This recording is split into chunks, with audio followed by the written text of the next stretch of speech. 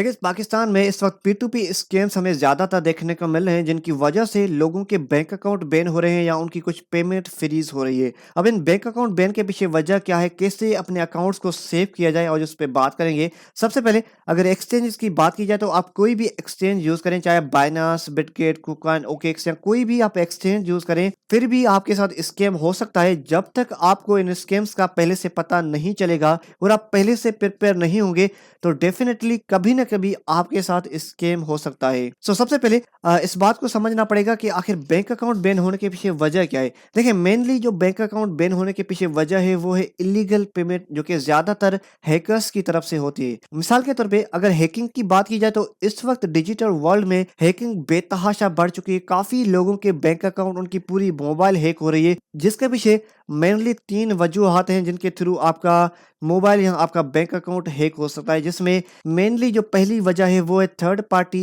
App का install करना। मिसाल के तौर पे ऐसा ऐप जो कि प्ले स्टोर पे मौजूद नहीं है, आप किसी दूसरे ब्राउजर से उसको इंस्टॉल करते हैं, उसे थर्ड पार्टी ऐप कहा जाता है, जिसके पीछे ज्यादातर हैकर्स होते हैं, स्कैमर्स होते हैं, जो कि उनके पास पूरा आपकी मोबाइल का एक्सेस चला जाता है और इजीली वो आपके बैंक अकाउंट तक पहुंच जाते हैं। दूसरी जो मेनली वजह है हैकिंग की वो होती है क्रैक वर्जन ऐप का इंस्टॉल करना। मिसाल के तौर पे एक पेड वर्जन ऐप है, जैसे कि अगर वीडियो एडिटिंग की बात की जाए तो प्रीमियर प्रो है, उसका अगर आप क्रैक वर्जन ऐप इंस्टॉल करते हैं जो कि आपको इजीली किसी भी ब्राउजर पे मिल जाता है, तो उनके पीछे भी ज्यादातर हैकर्स होते हैं या स्कैमर्स होते हैं, जिनको आपका पूरी मोबाइल का एक्सेस मिल जाता है। तीसरी जो मेनली वजह होती है हैकिंग्स की वो होती है लिंक्स के थ्रू। कोई भी अननोन बंदा अगर आपको व्हाट्सएप के थ्रू कोई भी लिंक भेजता है तो कभी भी गलती से उस लिंक पे क्लिक मत करना। उन लिंक के पीछे आपको पता नहीं, जब आप उस लिंक पे क्लिक करेंगे तो आपकी मोबाइल में एक बैकएंड पे ऐप इंस्टॉल हो जाएगा जो कि आपको नजर नहीं आएगा, और वो ऐप आपकी पूरी मोबाइल का एक्सेस उस ऐप के पास चला जाएगा और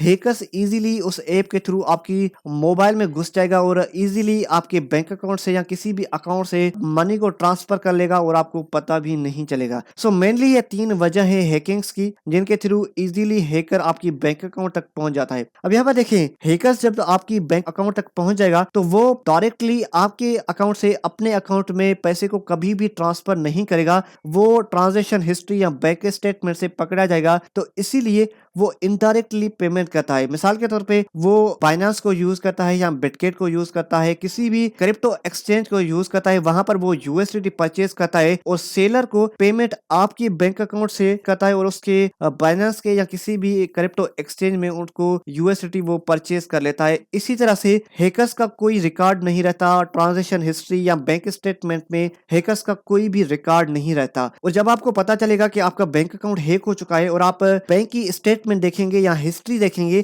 तो उस हिस्ट्री में या बैंक स्टेटमेंट में हैकर का कोई रिकॉर्ड नहीं होगा, लेकिन वहां पर आपके अकाउंट से इस अकाउंट में मनी ट्रांसफर हुआ है जो कि वो किसी दूसरे बंदे का अकाउंट होगा जिससे उसने वो यूएसडीटी परचेज किए थे, लेकिन वो हैकर्स का अकाउंट नहीं होगा। अब यहाँ पर आप ये सोचेंगे कि ये जो अकाउंट है, जिसके अकाउंट में ये पेमेंट गई है, एक्चुअली ये हैकर का अकाउंट है और आप पुलिस के पास जाएंगे या एफआईए के पास जाएंगे और आप वहां पर एफआईए की तरफ से उस बंदे पे एफआईआर करवाएंगे और उसका एफआईए उसका बैंक अकाउंट बैन करेगी। अगर उसके अकाउंट में पेमेंट पड़ी होगी तो उसको फ्रीज करेगी। अगर उसके अकाउंट से पेमेंट किसी दूसरे अकाउंट में गई है तो उस अकाउंट को वो इलीगल पेमेंट करके उसका अकाउंट फ्रीज करेंगे। पहले जिस बंदे के अकाउंट में पेमेंट गई थी उसका अकाउंट बैन करेंगे। मेनली जो बैंक अकाउंट बैन या अमाउंट फ्रीज होने के पीछे वजह है वो है इलीगल पेमेंट, जो कि हैकिंग्स की तरफ से ज्यादातर देखने को मिलती है। अब यहाँ पर इससे कैसे बचा जाए, अपने अकाउंट को सेव कैसे किया जाए, तो देखें, अगर आपके साथ स्कैम हो चुका है, आपका बैंक अकाउंट बैन हो चुका है या आपकी कोई पेमेंट फ्रीज हो चुकी है, तो अब आपके लिए काफी मुश्किलात हो चुकी है, क्योंकि आपके पास कोई ट्रांजैक्शन रिकॉर्ड नहीं होगा। जैसे मैंने पिछली वीडियो में बात की थी, जब भी आप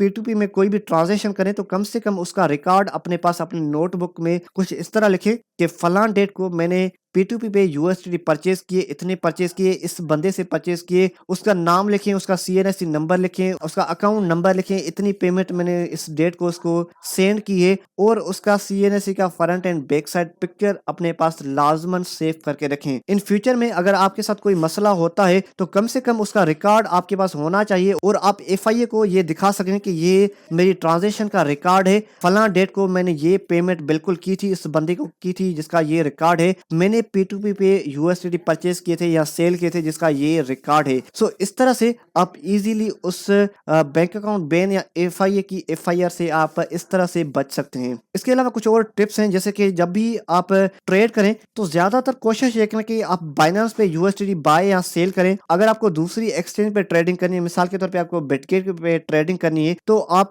P2P ट्रेडिंग बाइनेंस पे करें, फिर वहां से बाइनेंस में आप यूएसडीटी बाइनेंस से बिटगेट में ट्रांसफर करें, क्योंकि बाइनेंस का जो हेल्प सेंटर है वो बहुत ही एक्टिव रहता है। आपका इजीली जो भी मसला है वो बाइनेंस के थ्रू हल हो सकता है। दूसरी एक्सचेंज के मुकाबले में बाइनेंस सबसे बेस्ट है। अगर आप P2P में आपके साथ कोई भी स्कैम होता है तो ज्यादा चांसेस है कि बाइनेंस के थ्रू आपका वो इशू हल हो सकता है। इसके अलावा जब भी आप ट्रांजेक्शन करें तो मर्चेंट जो कि वेरीफाइड मर्चेंट है उसके साथ आप ट्रांजेक्शन करें। उसके अलावा पॉजिटिव फीडबैक भी देखा करें जो कि 95% से कम ऊपर होनी चाहिए। इसके अलावा काउंटर पार्टीज देखें जो कि कम से कम 200-300 से ज्यादा होनी चाहिए। इसके अलावा बंदे की जो पहली ट्रांजेक्शन है वो भी कम से कम 1-2 साल पुरानी होनी चाहिए, यानी कि बंदा कम से कम इस एक्सचेंज पे 2-3 साल पुराना हो, उसने 200-300 से ज्यादा उसने ट्रांजेक्शन की हो, यानी कि पुराना बंदा होना चाहिए, उसकी पॉजिटिव फीडबैक अच्छी होनी चाहिए। इसके अलावा वो मर्चेंट यानी कि वेरीफाइड मर्चेंट बंदा होना चाहिए। सो जब भी ट्रेड करें तो इन टिप्स को मद्देनजर रखते हुए ट्रेड करें, ये चीजें लाजमन उसकी प्रोफाइल में देखें। और उसके अलावा जब आप ट्रांजेक्शन करें तो अगले बंदे से CNSE की फ्रंट एंड बैक साइड लाजमन उससे मांगे। इसके अलावा उसका जो एक्टिव मोबाइल नंबर है वो भी लाजमन उससे मांगे। बाद में अपने नोटबुक में उसका ट्रांजेक्शन रिकॉर्ड अपने पास जरूर रखें। सो गाइस, आई होप आपको सारी चीजें समझ आ चुकी होंगी। सो जब भी ट्रांजेक्शन करें P2P में तो कोशिश ये करें कि बाइनेंस पे आप यूएसडीटी बाय करें, फिर वहां पर उनको ट्रांसफर करें किसी दूसरी एक्सचेंज में जहां पर आपको ट्रेडिंग करनी है। मिसाल के तौर पे आप बिटगेट यूज करते हैं, कुकॉइन यूज करते हैं, OKX यूज करते हैं, तो फिर वहां पर बाइनेंस से आप उस एक्सचेंज में ट्रांसफर करके वहां पर आप इजीली कोई भी ट्रेडिंग, किसी भी किस्म की ट्रेडिंग आप कर सकते हैं। सो गाइस, आई होप आपको ये सारी चीजें समझ आ चुकी हैं। अगर कोई चीज समझ नहीं आई तो फील फ्री होकर कमेंट डाउन कर देना। बाकी गाइस मिलते हैं अगली वीडियो में।